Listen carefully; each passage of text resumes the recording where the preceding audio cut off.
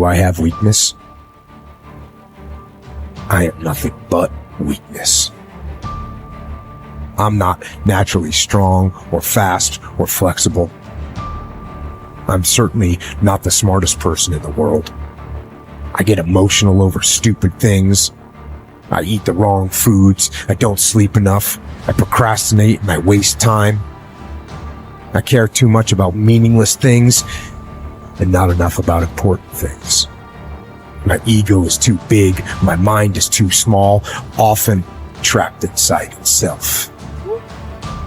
Now, all that being said, I have to say, a person's strength is often their biggest weakness, but their weaknesses can become strengths. Success, guys, a very, very lonely road, man. Along that road, you're not going to see too many friends. You see your shadow most often. You got to trust in the heart of hearts. Inside what you're doing, what you believe in is a worthy cause, a winnable fight. I wish I could tell you you're tired, go take a break. I wish I could tell you you're tired, rest for a year. I wish I could tell you that it's gonna get easier. I wish I could tell you it's gonna get easier. I wish I could tell you that if you just keep going, it's gonna get lighter. I dare you to take a stand today to say no more. I will no longer accept this for my life. I dare you to take action today. I dare you to write your goals down and get someone to hold you accountable. I dare you to hold yourself accountable. I dare you to give up everything that is keeping you from your dream, to say no to all the negative influences. I dare you to pick up a book instead of a drink. I dare you to work harder than you think you did yesterday. I dare you to prove them wrong. I dare you to prove yourself right. I dare you to stand up as a man or as a strong woman, as whoever you are, and declare that you are going to claim a bigger and better life for yourself. When you get to the point where enough is enough, when you get to the point where it hurt real bad, when you get to the point when it's over, when they're tired, when they're frustrated, when they're ready to give up, when they spent their last dime, that's when they get started. But what you cannot do is you cannot quit during the process. You cannot give up because it ain't what you see. You cannot give up. Pain is there to make you better. Without struggle, there can be no victory. And let me tell you, when you've been through pain, when you fought for where you are, you ain't gonna let anyone take away what you got. When you've earned it and paid your dues and suffered and failed, been hurt and been down, and you get back up, when pain and struggle comes to face you again, you look it in the face and stand it down. Because you've been through too much. You're too strong now. Everything that has happened to you up until this point has made you who you are. And it will continue to mold you into who you will be. How do you overcome the suffering of life? Is be a better person. That's how you do it. Well, that's hard.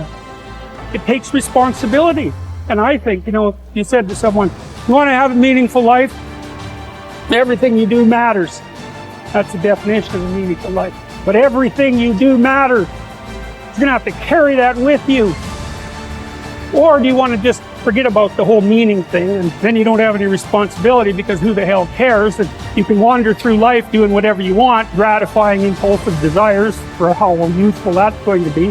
And you're stuck in meaninglessness, but you don't have any responsibility. Which one do you want? Well, ask yourself, which one are you pursuing? And you'll find very rapidly that it isn't the majority of your soul that's pursuing the whole meaning thing, because, well, look what you have to do that. You have to take on the fact that life is suffering. You have to put yourself together in the face of that. It starts with yourself, man. You got to start diving into those things that you're afraid of. You don't gain confidence by going to a spot that makes you feel good. It's going to be a false reality. And the second life gives you that challenge, all you want to do is go back to what made you confidence or what gave you confidence. Is that happy spot? No. What gives you confidence, what gave me confidence, was spending years at a kitchen table trying to learn how to read and write on my own. Realizing I can't learn the way you learn. I can't, but I can learn. What gives you confidence, not being afraid, is overcoming the fear I used to stutter severely bad. So right now, I don't know how many people are gonna watch this. You know what gives me confidence? Is knowing I no longer care if I sit here and start stuttering. That's what gives me confidence, is facing these things, overcoming them. And maybe not overcome them every day. But facing them, and facing and facing. Pretty soon, like this, oh man, this is where it's at. It's not in that comfort zone. It's in the discomfort zone is where my confidence is getting built. That's where it's getting built. But people want they want an easier answer. There has to be an easier way. It's not. I'm sorry. I searched for it my entire life. You I cheated, did. you lied. I lied. I did everything. And I still felt empty. I walk around with a backpack with all my stuff with no car. And I walk around happy as person in the world. Have nothing. Happy as hell. It's because I found out the whole key to life.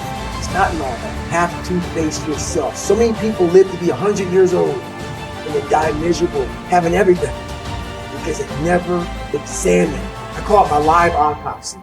You never examine this. Happiness, peace, enlightenment, it's all up here, man. It's all up here. And if I start talking like this, people are, man, I don't know. It's the truth, man.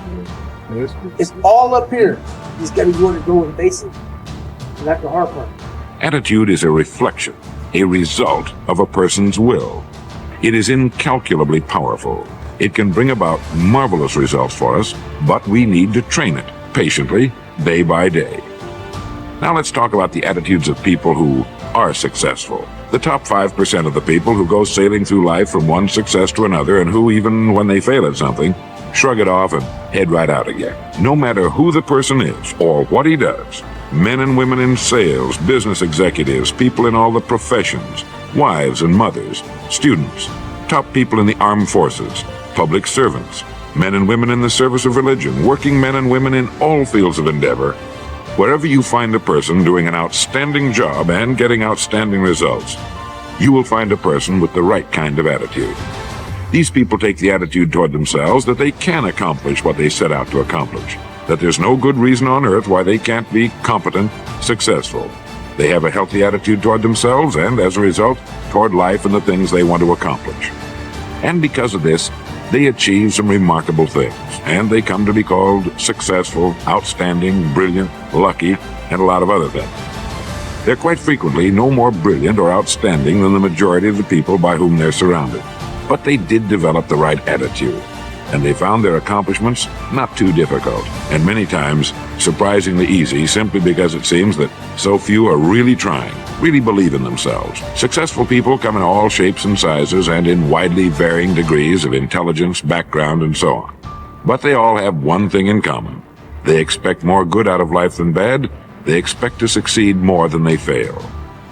If you want something worthwhile, take the attitude that there are a lot more reasons why you can have it than there are that you cannot, and set out to earn it. Go after it, work at it, ask for it, and 9 times out of 10, you will get it. Our environment is really a mirror of our mental attitude. If we don't like our environment, we have to change our attitude first. Your ability and willingness to discipline yourself to accept personal responsibility for your life are essential to happiness, health, success, achievement, and personal leadership. Accepting responsibility is one of the hardest of all disciplines, but without it, no success is possible. The failure to accept responsibility and the attempt to foist responsibility for things in your life that make you unhappy onto other people, institutions, and situations completely distort cause and effect, undermine your character, weaken your resolve, and diminish your humanity. They lead to making endless excuses. There is a direct relationship between the acceptance of responsibility and the amount of personal control you feel you have over your life. This means that the more you accept responsibility, the greater sense of control you experience. There is also a direct relationship between the amount of control you feel you have and how positive you feel. The more you feel that you have a high sense of control in the important areas of your life, the more positive and happy you are in everything you do. When you accept responsibility, you feel strong, powerful, and purposeful. Accepting responsibility eliminates the negative emotions that rob you of happiness and contentment.